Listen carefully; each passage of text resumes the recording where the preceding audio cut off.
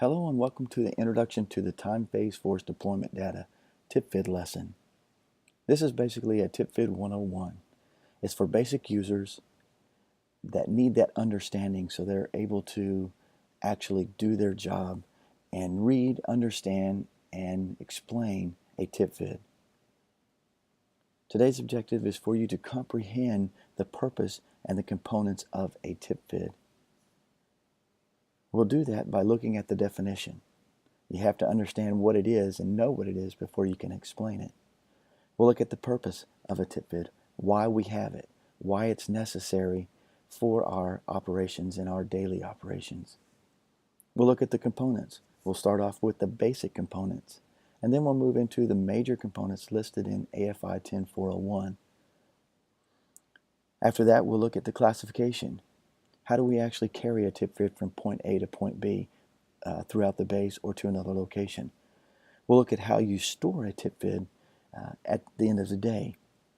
And then we'll look at where that information comes from. Finally, we'll complete a Tpfdd activity.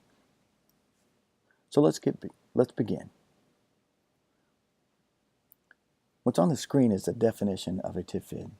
But you can basically think of it as data that resides in JOPs or DCAPes. It's electronic, it's a database, and it's used throughout our daily operations to coordinate movement of forces into their operational locations. So we're talking about getting Airman Snuffy from point A to point B and then home again. If we look at it in a contingency standpoint, it contains all of the detailed requirements and capabilities that assist our Air Force and our joint planners to start that planning process. Crisis action side, we look at the time phasing of our forces into specific destinations. But why do we have it? Well, just like I said previously, it does enable our operational capability assessments.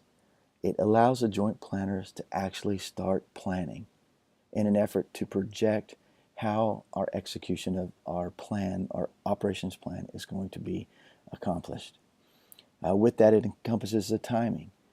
How are we getting to certain locations? It encompasses the sourcing. Who's going to fill those capabilities? If we look at the crisis action side, the now, it does the verification and validations. Before we can move anywhere, our supporting command has to verify that those forces are available. As such, the supported, who we are supporting, has to validate that requirement is valid before we can move it. And then in the contingency side again, it does initiate our joint deployment process. It allows our joint staff to make the decisions appropriate to plan and to approve these plans.